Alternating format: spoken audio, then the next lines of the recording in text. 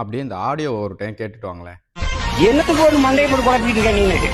நிம்மதியா இரு. வந்தா படியில் என்ன போ. நான் என் மயனை பள்ளிக்கூடத்துக்கு சேர்க்கல. இது யாருக்கு சொல்றாரு? முன்னாடி உட்காந்து கை தட்டுறீங்களா கூமுட்டைகள், உங்களோட பிள்ளைகளுக்கு அண்ணன் சொல்றாரு.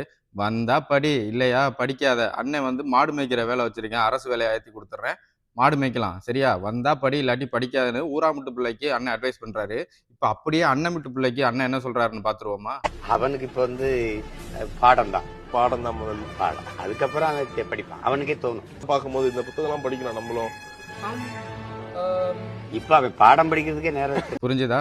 அவரோட பிள்ளைக்கு இப்போ வந்து அவனுக்கு படிக்கிறது மட்டும்தான், படிக்கிறதுக்கே நேரம் சரியா இருக்கு. இப்போ வந்து வேற எதுலையும் அவன் கவனம் செலுத்த மாட்டான். அதனால அவனுக்கு வந்து படிக்கிறது மட்டும்தான் இப்போ வேலை. எப்படி அண்ணனோட பிள்ளைக்கு படிக்கிறது மட்டும்தான் வேலை, படிப்புல மட்டும்தான் கவனம் செலுத்தணும். ஊராமுட்டு பிள்ளை, நீ வந்தா படி, இல்லையா படிக்காத. அண்ணன் உனக்கு மாடு மேய்க்கிற வேலை வாங்கி தர்றேன், ஆடு மேய்க்கிற வேலை வாங்கி தர்றேன்.